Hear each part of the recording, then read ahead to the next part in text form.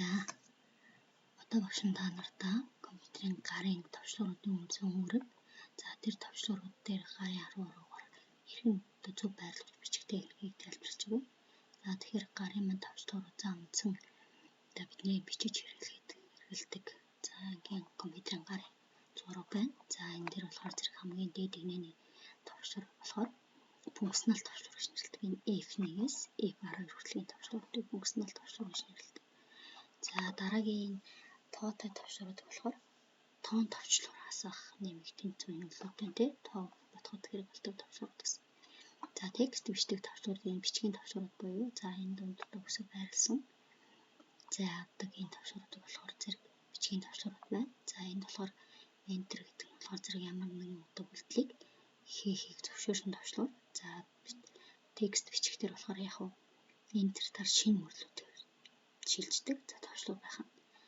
За энэний дараа энэ зүүн гар талд нь shift, control, alt. За энд дахиад яг хуу alt, control, shift гэдэг энэ товчлуурууд байна. Тэгэхээр энэ товчлуурууд яадаг вэ гэхээр бусад товчлууртай хосолж хэрэглэдэг учраас эдгээр товчлууруудыг удирдлагын товчлуур гэж нэрлэдэг. За энэ бас F1 гэсэн товчлуур байна. За caps lock нь бол мэдээж үсгийг нэг дараад одоо caps lock-ыг гэрэл асгаад бүх үсэг томоор гарна.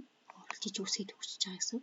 За дараагийн дугаарт нь caps lock-ыг гэрэл унтраачаар том үсгүүд төгсөж жижигээр гарна гэсэн. За ингэсэнд олон удаа дандаа том үсгээр бичих тохиолдолд энийг ашиглаж байна. За энэ shift товчлуурыг яаж ашиглаж болох вэ гэхээр бидний хамгийн түрүүнд үйлдвэрийг эхэлж байгаа ганцхан үсгийг том үсгээр бичвэр shift дээр дарж агаад яг үсгэн дээрээ дарахаар тэр үсэг нь томоор гарна гэсэн. За tab бол догол мөр авдаг.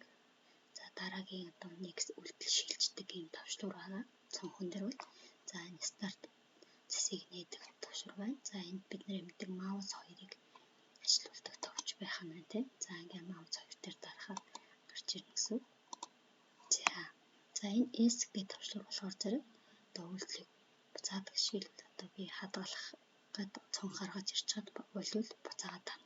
S дээр дарчих юм бол тэр цонхон буцаагалах болчих гэсэн. За delete бол устгах нь текстийг бол яг үгээр курсор авч байгааг баруун талд нь арталт нь байгаа үсгүүдийг уршин татаж устгадаг. За backspace нь болохоор зүүн талд байгаа үсгүүдийг ингээ араас нь хөөж устгадаг. Ийм хоёр ялгаатай устгадаг товчлуурууд байна. За энэ мэдээж дээшээ доошоо зүүн баруун тийш шилждэг товчлуурууд байна. За page up гэхээр хуудасны хэмжээгээр дээшээгээ шилжинэ. Page down гэхээр нэг нөр хуудасны хэмжээгээр яг доошоо шилждэг юм товчлуур байна. За F-ийн товчлуур бол яг үгээр одоо энэ цагаанаар тэмдэглэгдсэн үсгүүдийг биш товчлуурууд дээр энэ бүдгээр тэмдэглэгдсэн.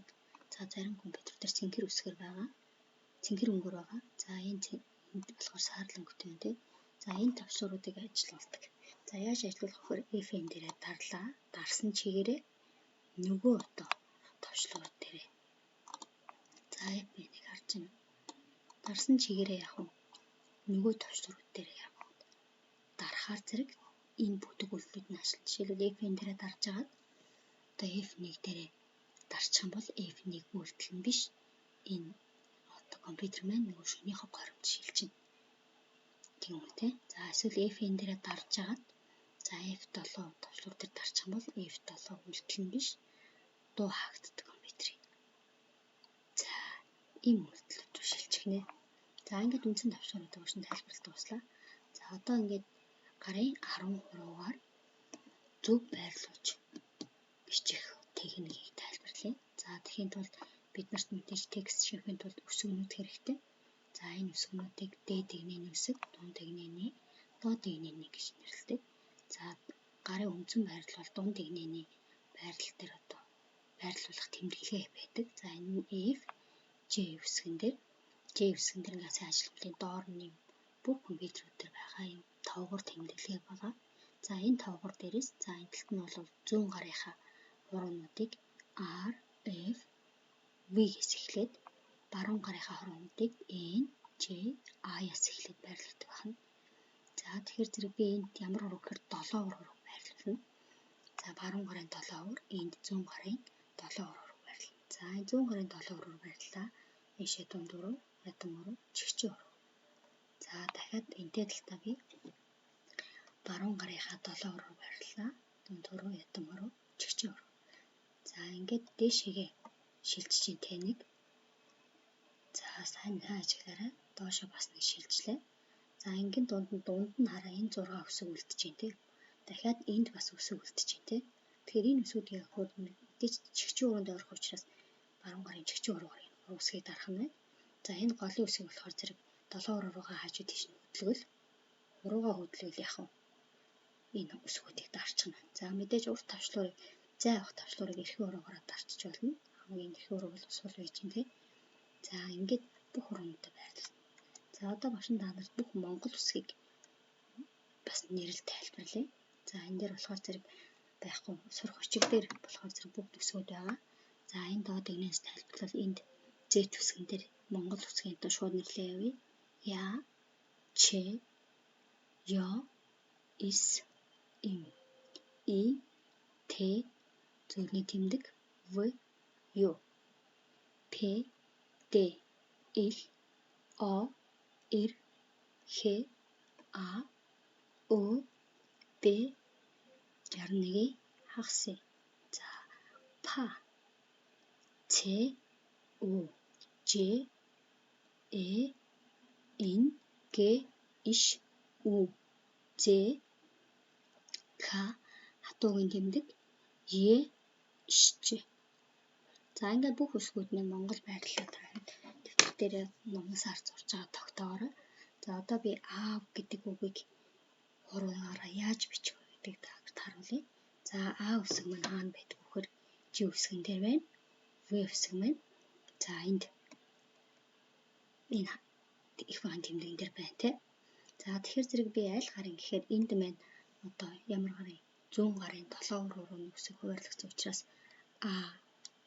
А тэгээд энд байрлал үсэг хараарай. В үсэг маань энэ бол ядам уруунд дээр байгаа учраас В. В. За үсэг гэж хэлдэг. Ээж гэдэг үсгийг бичиж Э үсэг энд, Ж үсэг энд байгаа те. Тэгэхээр зэрэг хуруугаа ингээ байрлуулахаар Э бол хоёулын дээр нь ээж гэдэг үг 7 уруу зүүн гарын 7 уруу очиж чинь тэгэхээр яаж ч хөхөр Ж ээж Ж ээж гэж бичгэнэ. За ах гэдэг үсэг бичгэд мэдээж амар. За үндсэн байрлал энэ тий. За ингээ байрлахаар энэ дунд А Х гэдэг үсэг нь тэгэхээр А Х. Үсэг хуваартай үсэг бүр адилхан тэгээд зай аваад дараагийн үсэг бичигдэг. За одоо бүгдээр сургууль гэдэг үсэг бичиж. Сургууль гэдэг үсэг чинь энд эс үсэг байгаа. Тэгээд энд О үсэг байгаа. Тэгээд Эг тэгээд Г тэгээд дахиад О тэгээд Ил зөвлөлийн тэмдэг нь хандлаа. За энэ дунд уран дээр байх нь тий. За ингэж бичих нь. Төвшин салчиж.